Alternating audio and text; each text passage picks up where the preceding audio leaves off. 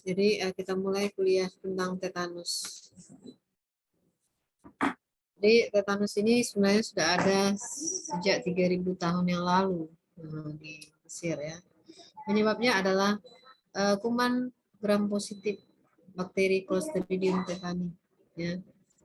Ini dia tentu kekhasan dari penyakit ini adalah ditandai ada kontraksi otot yang menyakitkan. Jadi kalau otot kita berkontraksi, spasme akan menyebabkan rasa sakit. Yang biasa terkena pertama-tama adalah otot rahang dan leher. Namun zaman dulu mungkin belum ada imunisasi ya, zaman-zaman 1800-an. Nah, mulai ada sejak tahun 1940 mulai ada imunisasi. Jadi sebenarnya penyakit ini bisa dicegah dengan imunisasi aktif ya. Jadi kalau kita anak-anak dulu ada imunisasi aktif 1 tahun itu dia sudah mendapatkan DPT. Jadi DPT termasuk difteri, pertusis, dan tetanus. Jadi akan di booster sekali 10 tahun ya sampai maksimal 5 kali boosternya ya. Jadi kalau ada imunisasinya lengkap, kejadian tetanus tidak terjadi. Jadi Indonesia dan negara Bangladesh, negara Afrika, angka mortalitasnya sangat tinggi ya. Jadi bagaimana supaya jangan terjadi tetanus ya, lebih baik mencegahnya tadi ya dengan imunisasi. Biasanya terjadi di negara-negara berpenghasilan rendah, rasio pria lebih banyak dibandingkan wanita. Nah, tetanus neonatorum juga banyak dijumpai pada anak, ya, dibandingkan anak dan dewasa. Jadi tetanus neonatorum paling sering terjadi. KRB tahun 2004 tsunami di Aceh, banyak kejadian luar biasa tetanus. Ya, gempa bumi 2005 di Pakistan juga. Jadi kejadian-kejadian ini tentu ada penyebabnya, ada luka yang akan menyebabkan portientir dari kumannya. Di Indonesia kasus tetanus ini memang tahun 2000 berdasarkan WHO yang terbaru ya. Ya, ini dia ya. Indonesia dari tahun 2016 terakhir ini yang ada datanya. 522. Secara global 13.000. Jadi sementara Asia Tenggara total tetanus ya 5.000-an. Jadi lumayan banyak juga kasusnya di Indonesia.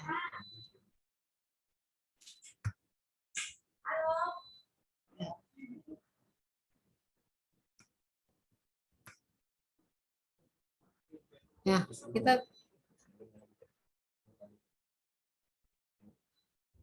ya, ini angka mortalitas. Angka mortalitas kita lihat cukup tinggi ya di Indonesia dibandingkan di negara-negara lain yang bersama itu di India ya.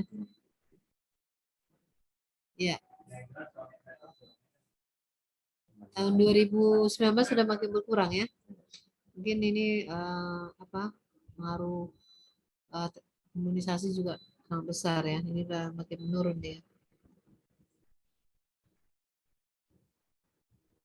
Nah, kita mengenal dulu kumannya. Kuman Clostridium tetani itu merupakan kuman gram positif bersifat anaerob. Jadi dia bisa bertumbuh dalam keadaan suasana tanpa oksigen, anaerob. Berbentuk batang ya, ini dan berflagel. Dia sensitif panas ya. Sedangkan bentuk sporanya dia dorman, tahan panas, tahan oksigen, dan berbentuk drumstick. Ya.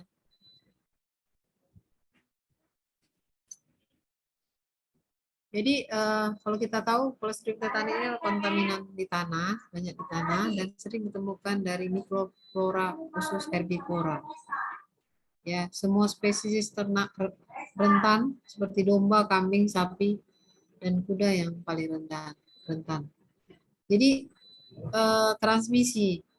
Jadi kalau reservoirnya dia merupakan kontaminan tanah, jadi transmisinya dia masuk ke dalam tubuh melalui adanya cedera, luka tusuk atau cedera jaringan.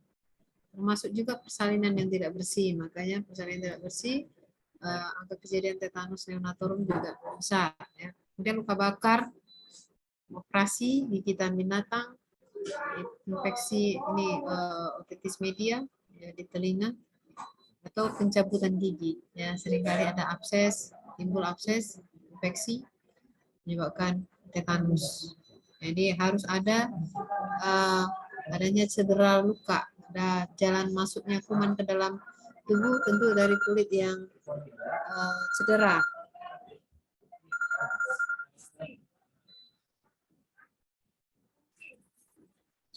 Nah, ini adalah patofisiologi daripada terjadinya tetanus, ya. Jadi dia adanya masuknya Clostridium tetani ini, dia akan mengeluarkan toksin, ya, tetanus plasmin, masuk peredaran darah, masuk ke dalam saraf, ya, masuk ke saraf. Ya, saraf yang satu dengan saraf yang lain mengibisi GABA. Ya, GABA itu merupakan saraf inhibitori. Jadi dia saraf mencegah supaya otaknya tidak terus-menerus kejang kejang, ya. Jadi kalau ini dihambat terus-menerus nanti terjadi spasme. Ya, demikian sampai ke saraf-saraf selanjutnya yang akan menyebabkan banyaknya saraf yang terkena yang menyebabkan terjadinya klinis daripada tetanus. Ya, ini adalah patogenesinya. Spora dari Clostridium tetani akan menginvasi jaringan manusia. Dia akan mentransformasi menjadi bentuk vegetatif dan akan memproduksi toksin tetanus. Jadi toksin inilah yang menyebabkan patogenesis terjadi klinis tetanus, ya. Secara retrograde aksonal dia akan masuk ke spinal cord dan sumsum tulang, ya, tentang otak. Kemudian berikatan dengan reseptor dan memblok neurotransmisi dari protein membran yang terlibat dalam neuroeksitosis, ya, yang akhirnya akan memodulasi impuls daripada korteks, ya, dari saraf anterior dan saraf autonom sehingga timbul tetanus. Tetanus ini ada dua, ada tiga, ya.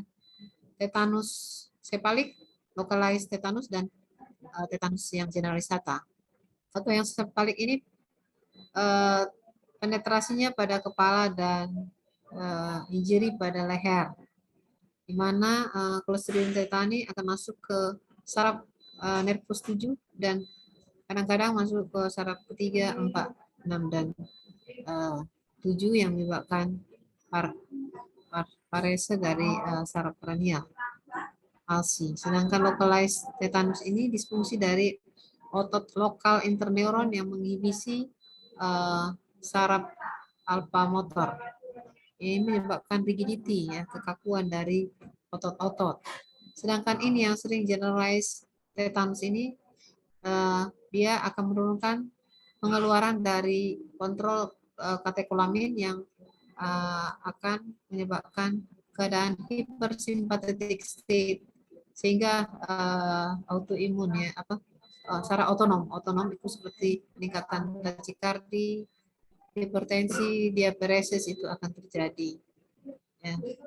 Jadi spasme yang generalisata dari otot dan kekakuan akan menyebabkan kelelahan, gangguan respirasi, gagal pernapasan, dan aspirasi. Inilah yang akan ditakutkan daripada kejang yang terus-menerus dan kejang dan kekakuan yang terus-menerus yang disebabkan oleh racun tetanus plasmin yang bertanggung jawab atas terjadinya kejang dan rigidity, ya. Jadi manifestasi klinisnya akibat kekakuan dan spasme yang terjadi, maka akan timbul kejang. Jadi karena kejang itulah makanya pasiennya datang ke IGD, ya, gawat darurat, yang tentunya dia terus-menerus kejang yang mengganggu pernapasannya atau mengalami kesakitan. Kemudian akibat kejang, kekakuan, spasme, terutama di leher, dia akan mengalami disfagia. Disfagia itu kesulitan untuk menelan. Kemudian disertai dengan nyeri. Dan tadi kan kalau dia kaku, rigid, ya, dan spasme, itu akan menyebabkan rasa nyeri. Nyeri terutama di leher, bahu, dan otot punggung. Kekakuan otot perut itu opistotonus itu akan menyebabkan, kalau kekasannya bisa kita lihat kalau tangan kita masuk ke punggung pada saat pasien opistotonus itu, kita bisa masukkan tangan kita oleh karena kekakuan daripada otot perut, ya, dan tungkai proksimal. Kemudian tentu pasiennya akan nampak kesakitan seperti meringis, namanya risus sardonicus. Manifestasi klinis adalah trismus. Trismus ini mungkin nggak ditampilkan, tapi trismus merupakan salah satu juga gejala daripada tetanus, di mana dia tidak bisa membuka mulut, terkunci, dia susah untuk membuka mulutnya karena adanya spasme dan kekakuan pada otot di rahang, ya. Ini khas untuk trismus, opistotonus, dan risus sardonicus ini merupakan tanda khas daripada tetanus, ya. Ada trismus, opistotonus, dan risus sardonicus. Kejang berulang bisa terjadi, bisa spontan, atau bisa ada rangsangan. Rangsangan bisa rangsangan suara atau rangsangan cahaya, ya. Sehingga hati-hati kita untuk melakukan stimulasi pada pasien, ya. Pasiennya biasanya dirawat di ruang isolasi yang sedikit stimulasi, ya. Pasiennya bisa ditutup tirainya, jadi tidak cahaya tidak akan menstimulasi kejangnya. Kemudian bisa dijumpai demam atau tidak. Jadi bisa tidak demam dan bisa dengan demam. Nah, gangguan otonom bisa terjadi seperti hipertensi, kemudian takikardi, distripnia, hiperpireksia, banyak keringat, vasokonstriktor perifer. Hati-hati bila terjadi gangguan otonom itu biasanya tetanusnya sudah grade 4, ya, sudah grade yang lebih tinggi. Ini disebabkan oleh peningkatan dari ataupun vasokonstriktor primer dan peningkatan plasma dan katekolamid urin. Jadi tadi sudah disebutkan juga berbagai jenis tetanus itu manifestasi klinisnya. Kalau dia generalize, ini paling banyak, pada 80% kasus tetanus dia kejangnya umum, ya, kejang secara keseluruhan. Pada awal yang paling umum adalah kejang otot pada rahang, trismus, dan risus sardonicus. Kejang ini menyebabkan rasa sakit, terutama pada otot di leher, kemudian di ekstremitas, dan kejang pada kasus yang parah. Kalau dia tetanus yang localized, kejangnya terbatas pada dekat dari yang lokasi cedera. Jadi tidak bisa ada luka di kaki, dia hanya terbatas di sekitar luka, ya. Kalau generalized itu apa dia? Umum, kejang umum. Kemudian ensefalik, luka pada kepala, daerah kepala, leher juga dapat disebabkan oleh otitis media, infeksi pada telinga. Masa inkubasi pendek, sekitar 1-2 hari. Tetanus sefalik ini sering menghasilkan kelumpuhan saraf kranial daripada kejang. Jadi klinisnya lebih dominan dia kelumpuhan saraf. Kita lihat pada gambar berikut, ini kelumpuhan nervus facialis kiri, Jadi pasiennya tidak kejangnya tidak dominan, tapi nampak adanya parese dari nervus facialis kiri.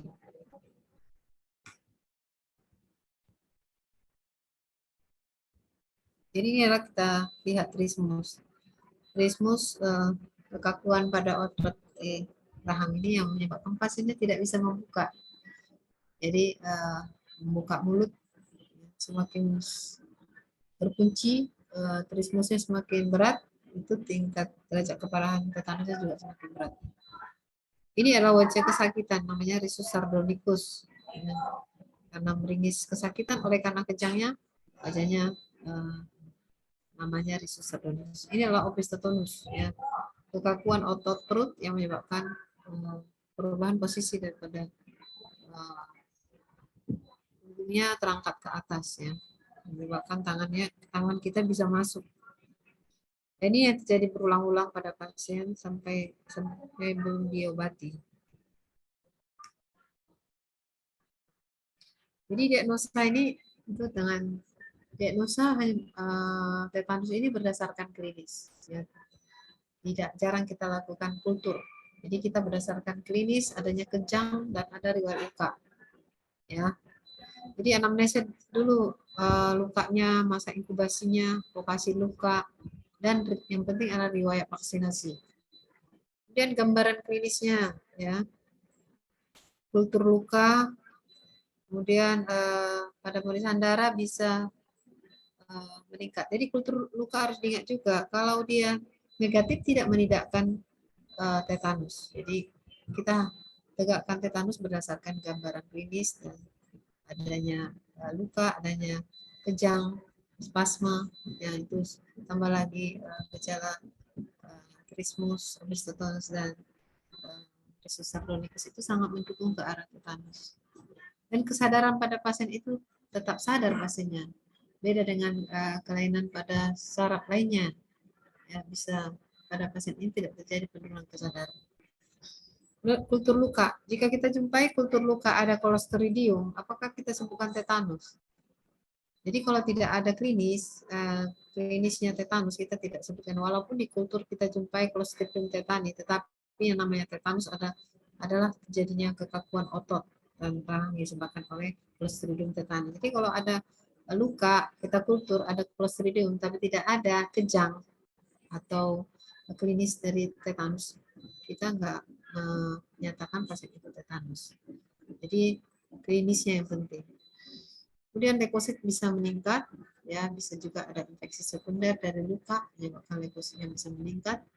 Nilai enzim otot juga dapat meningkat, dan kalau kita periksa cairan cerebrospinal itu biasanya normal. Ya, beda dengan penyakit dasar di neuro, ya, di saraf yang lain. Jadi ini adalah tingkat keparahan dari tetanus. Ya, ada 4. Jadi grade 1 itu ringan, trismus ringan, kekakuannya general tanpa gangguan respirasi. Kemudian makan masih bisa menelan, ya, tanpa ada disfagia dan spasma. Jadi masih ringan trismusnya. Trismus ringan itu bisa lebih dari 3,5 cm. Ya, bisa membuka mulutnya. Kemudian sedang, trismus sedang ini kekakuan disertai spasma. Jadi sudah mulai trismus, jadi bisa 1,5 sampai 3 cm dia bisa membuka mulutnya, itu namanya trismus sedang. Jadi disertai dengan spasma, namun hanya sebentar, ya. Kaku dan spasma kejangnya hanya sebentar, kemudian jumpai disfagia ringan, kemudian gangguan respirasi sedang, dan frekuensi nafas lebih dari 30. Nah, grade 3 ini adalah yang berat, mana trismusnya semakin berat, biasanya di bawah 1 cm, ya, 1,5 cm. Kekakuan disertai dengan spasme yang terus-menerus. Karena terus-menerus spasme, pasien tidak bisa membuka mulut, maka sulit menelan. Hati-hati pada kasus seperti ini, kalau kita akan memberikan makanan, pasiennya bisa aspirasi pneumonia. Dan ini merupakan komplikasi yang tidak diharapkan. Oleh karena itu hati-hati untuk sebaiknya kita pasang EGT, ya, lebih aman, atau parenteral nutrisi. Nah, di sini frekuensi napas juga lebih dari 40 kali, kemudian ada periode apnea dan frekuensi nadi lebih dari 120 kali. Nah, grade 4 ini tingkat keparahan yang sangat berat. Ini merupakan grade 3 disertai dengan gangguan otonom. Nah, diagnosa banding daripada tetanus ini ada kita lihat dari segi trismusnya, bisa penyakit lain seperti abses tonsilar akut, kemudian penyakit sendi temporomandibular atau extramedullary reaction terhadap obat-obatan dan kelainan pada gigi. Kemudian kekakuan dari otot leher bisa disebabkan penyakit lain seperti penyakit pada cervical, kemudian reaksi ekstrapiramidal, misalnya karena obat-obatan antipsikotik, antiemetik itu bisa menyebabkan ekstrapiramidal, reaksi ekstrapiramidal yang menyebabkan kekakuan pada leher.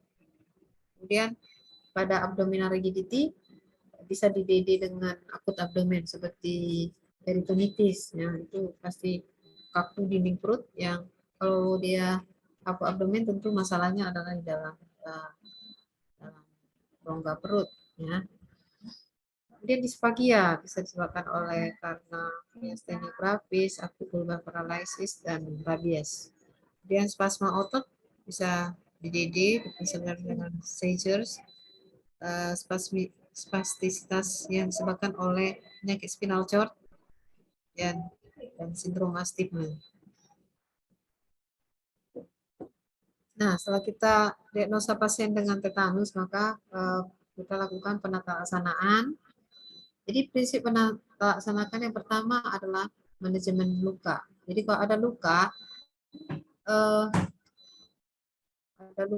yang kita curigai tetanus, tusuk paku, lukanya tidak beraturan. Pertama penanganannya adalah mencuci luka, ya. Kemudian prinsip yang kedua adalah netralisasi toksin. Yang ketiga pengendalian infeksi Clostridium, ya kumannya. Jadi yang keempat mengontrol kejang. Yang kelima manajemen jalan napas dan yang keenam pengendalian gangguan otonom. Jadi ini prinsip penatalaksanaan tetanus. Jadi kita lihat satu persatu.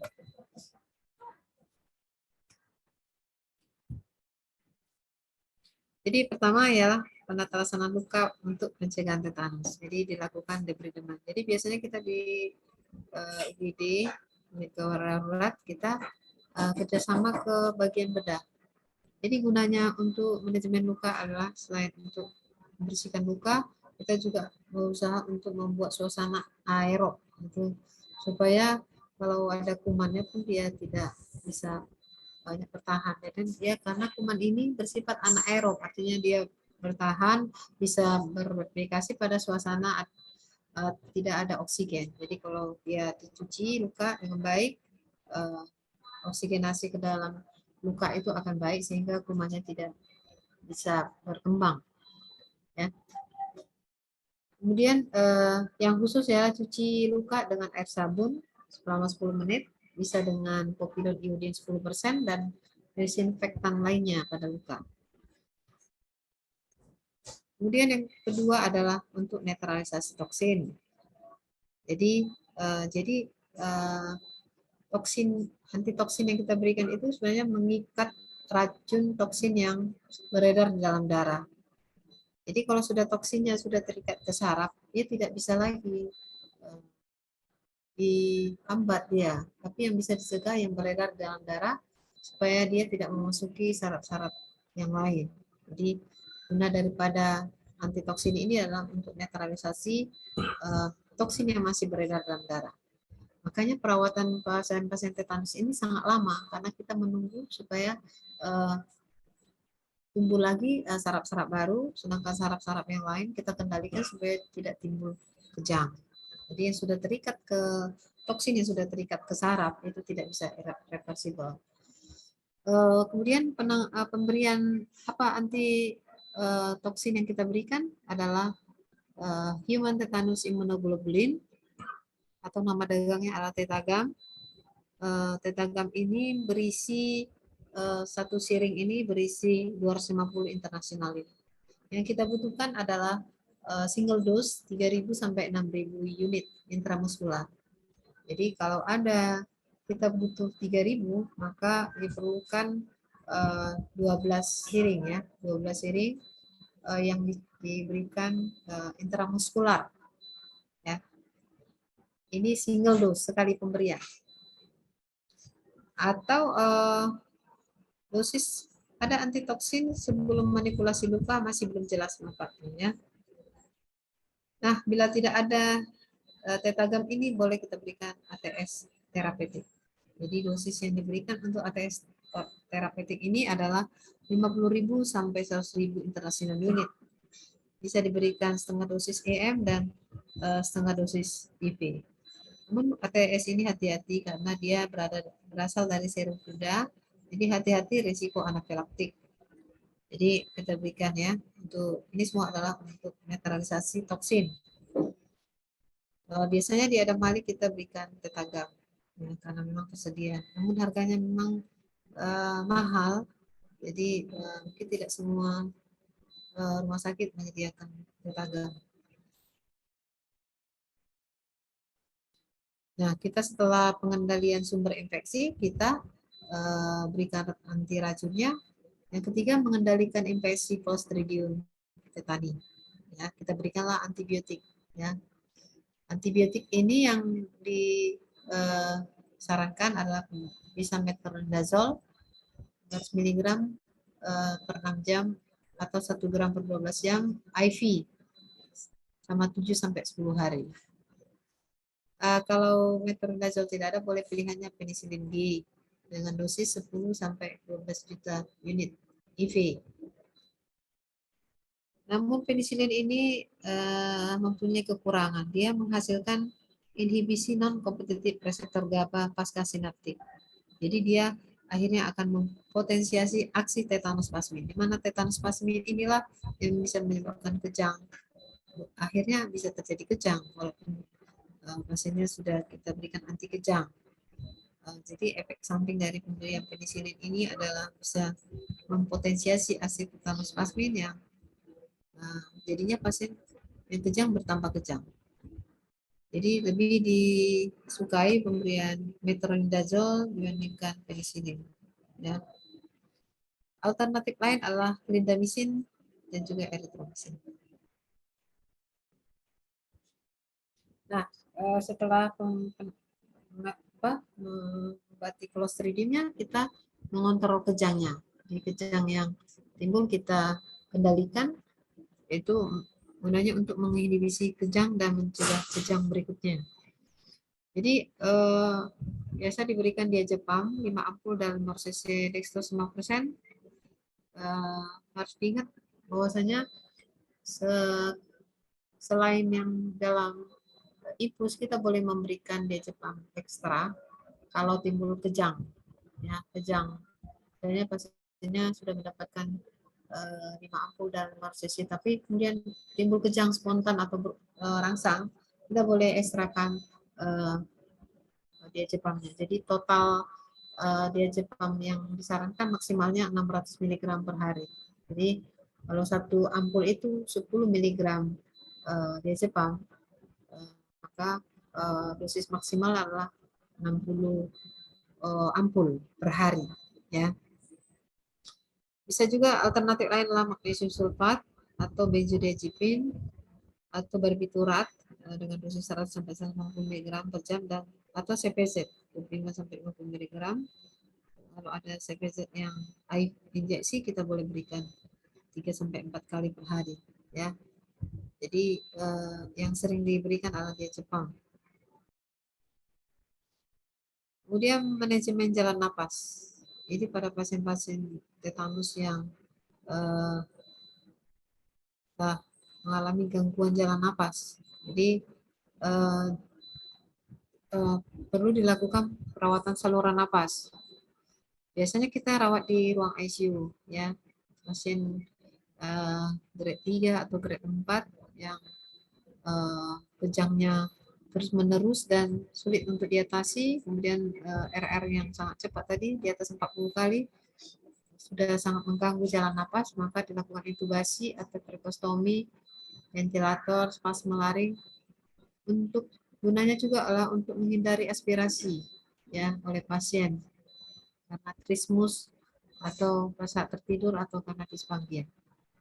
Selain daripada perawatan saluran nafas, maka kecukupan nutrisi dan cairan sangat penting pada pasien-pasien tetanus. Kita tahu dari akibat trismus, maka dia susah untuk makan. Jadi pasien tetanus perlu cukup nutrisi. Maka perlu kehati-hatian dalam memasang nasogastrik tube NGT untuk perlu mungkin bantuan dari anestesi untuk pemasangan NGT atau pemberian cairan parenteral nutrisi.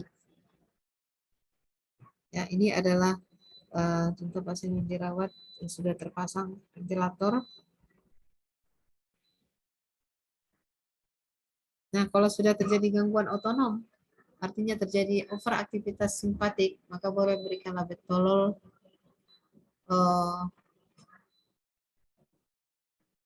clonidin, verapamil, atau morfin.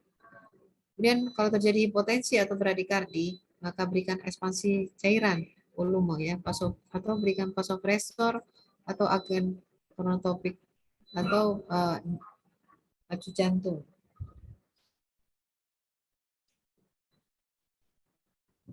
Nah, indikasi perawatan ICU pasien-pasien tetanus yang indikasi masuk ICU adalah tetanus grade 4 ya. Jadi tetanus grade 4 adalah tetanus grade 3 disertai dengan gangguan otonom. Kemudian tetanus grade 3 yang kejangnya tidak terkontrol oleh diazepam IV. Kemudian tetanus grade 3 yang bernapas antara kejang otot dan PaO2-nya di bawah 60 mm air raksa dengan komplikasi pernapasan bisa terjadi atelektasis atau pneumonia. Atau bisa juga tetanus grade 1 dan 2 tapi sudah mempunyai komplikasi seperti septic shock ya. Septic shock ini membutuhkan ventilator. Jadi tetanus semua grade tetanus bisa masuk ICU ya dari grade 1, 2, 3 dan 4. Nah, prognosis daripada tetanus ini bisa kita lihat dari sistem scoring Philip ya. Ada skor-skornya di bawah 9 ringan, 9 sampai 18 sedang dan lebih dari 18 berat. Jadi kita lihat nilai ini. Bertanya pasiennya berapa masa inkubasi dari mulai terkena luka ya. Kemudian lokasi infeksi juga mempengaruhi skor ya, skor. Nah, ini yang paling penting, status proteksi, imunisasi. Kalau imunisasinya tidak ada aja, maka skornya sudah 10. Kita lihat 10 itu sudah tingkat keparahan sedang ditambah dengan yang lain. Jadi status imunisasi sangat mempengaruhi prognosis dari pasien tetanus. Dan kebanyakan pasien-pasien yang tidak diimunisasi lah yang menjadi ada klinis tetanus. Nah, komplikasi daripada tetanus ini yang paling sering itulah gangguan jalan nafas. Gangguan nafas bisa aspirasi pneumonia, ya, kemudian laringospasme, obstruksi, akhirnya bisa terjadi gagal nafas. Obstruksi juga bisa disebabkan obat penenang, seperti diazepam, ya. Kemudian pernapasan, itu bisa apnoe, hipoksia, atelektasi, aspirasi, pneumonia, dan kegagalan napas tipe 2 bila terjadi kejang laring yang berkepanjangan dan akhirnya menyebabkan ARDS ya, acute respiratory distress syndrome, di mana terjadi komplikasi ventilasi yang berkepanjangan. Kemudian pada kardiovaskular bisa terjadi tachikardia, ini gangguan otonom ya, hipotensi, tachyarrhythmia, sistol, dan akhirnya gagal jantung. Kemudian pada organ renal bisa high output renal failure, kemudian gagal ginjal oligorik, gastrointestinal bisa stasis lambung, lius, diare, dan perdarahan. Ya, banyak sekali komplikasi yang disebabkan oleh tetanus. Nah, pencegahan tetanus. Jadi kalau ada luka, jadi kita bisa lihat gambaran klinisnya. Jadi luka yang non tetanus itu atau tidak berpotensi untuk menjadi tetanus, kita lihat luka yang di bawah 6 jam. Ya. Jadi artinya luka di bawah 6 jam sudah dia melakukan penetalaksanaan luka dengan baik. Itu kalau lebih dari 6 jam tidak dia apa-apain lukanya, itu berpotensi tetanus. Kemudian konfigurasi luka. Jadi kalau dia lukanya lurus ya, abrasi, itu tampaknya tidak berpotensi tetanus. Kemudian yang tidak lukanya tidak teratur bisa jadi potensi tetanus. Kemudian kedalaman luka lebih dari 1, ini lebih kurang dari 1.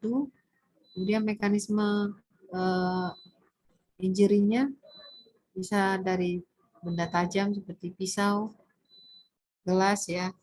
Ini biasanya non tetanus, luka yang tidak berpotensi tetanus. Tanda-tanda infeksi tidak dijumpai pada ini. Kemudian yang berpotensi tetanus ada tanda-tanda infeksi, ada kontaminan kotor ya, seperti feses, soil, tanah atau saliva. Itu ada yang tidak berpotensi tetanus tidak dijumpai, sedangkan yang tetanus dijumpai. Nah, ini adalah adanya luka pada pasien, ya lukanya bersih, ringan, maka sudah menyelesaikan 3 dosis dari imunisasi DPT, TD ya, dan dosis ini dalam 10 tahun terakhir maka tidak diperlukan vaksinasi ya. Jadi kalau dia lebih dari 10 tahun tidak jelas vaksinasinya, boleh diberikan vaksinasi. Nah, kalau luka yang apa tadi, yang bersih tadi, pasiennya tidak jelas vaksinasinya atau tidak pernah vaksinasi, maka tetap dilakukan vaksinasi TDAP ya. Jadi difteri, tetanus toksoid, asesular, pertusis, dan pertusis vaksin. Nah, kalau pasiennya ada luka, misalnya kotor, kontaminasi dari kotoran ya, atau animal bite, atau luka bakar, maka lihat apakah pasiennya ada riwayat vaksinasi atau tidak diketahui status vaksinasinya atau pasien imun defisiensi, maka dilakukan vaksinasi ditambah dengan tetanus imunoglobulin. Ya. Sedangkan pada pasien yang menyelesaikan dosis vaksinasinya 3 dosis, maka kalau dia benar-benar telah vaksinasi dan dosis terakhir dalam 5 tahun, maka tidak perlu vaksinasi. Namun pada pasien yang vaksinasinya dosis terakhir lebih dari 5 tahun, maka dilakukan vaksinasi. Ini adalah bagian dari sehubungan dengan vaksinasi pada terjadinya luka pada pasien. Jadi dilihat dulu apakah lukanya bersih atau lukanya kotor. Baru ditanya vaksinasinya, ya. Ini semua bagian harus dilihat. Jadi pada dosis jadwal vaksinasi untuk orang dewasa, jadi TD, tetanus difteri, pertusis, ini 1 dosis booster setiap 10 tahun. Ya. Setiap 10 tahun kita wajib untuk dilakukan booster. Imunisasi aktif pada dewasa terdiri dari 3 dosis. Dosis pertama, kedua diberikan 4 sampai 5 minggu secara terpisah, dan dosis ketiga diberikan 6 sampai 12 bulan setelahnya. Nah, pada pasien-pasien tetanus yang sudah selesai pengobatan, itu sebelum pasiennya pulang ke rumah, dia diberikan dosis imunisasi aktif. Jadi diberikan dosis pertama dan akan disarankan untuk datang 4 sampai 8 minggu. Kemudian untuk dosis ketiga dan 6 sampai 12 bulan untuk dosis ketiga. Nah, sama dengan difteri. Difteri juga seperti itu. Diberikan vaksinasi imunisasi aktif sebelum pulang.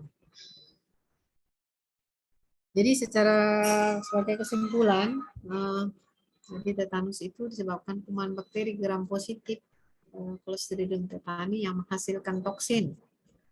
Ya, jadi kasus ini sebenarnya bisa dicegah dengan vaksinasi yang lengkap dan pada orang dewasa telah mendapatkan booster setiap 10 tahun.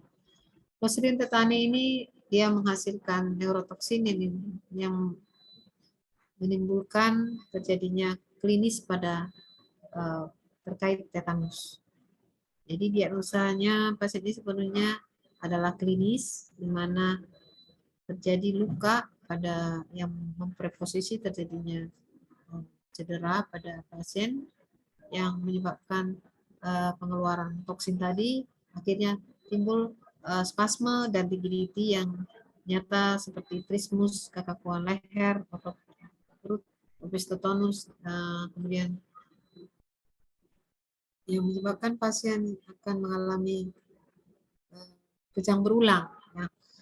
Manajemen luka, netralisis toksin, dan pengendalian infeksi Clostridium, pengendalian kejang otot, dan penatasan jalan nafas merupakan prinsip penanganan dari pengobatan tetanus. Oke, sekian kuliah tentang. Kalau ada yang bertanya silakan.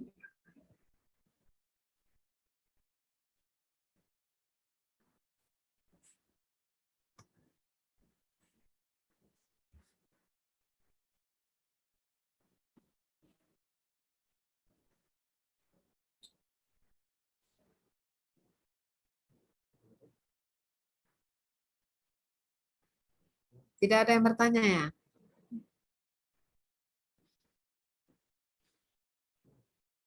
Jadi difteri sama tetanus mirip-mirip ya. Difteri juga menghasilkan toksin ya. Dia diberikan ADS. Kalau pada tetanus kita berikan tetagam ya. Tetanus human tadi ya. Kalau pada difteri antidifteri serum DS ya. Dan dia juga kalau imunisasinya lengkap tidak terjadi kasus tetanus atau difteri.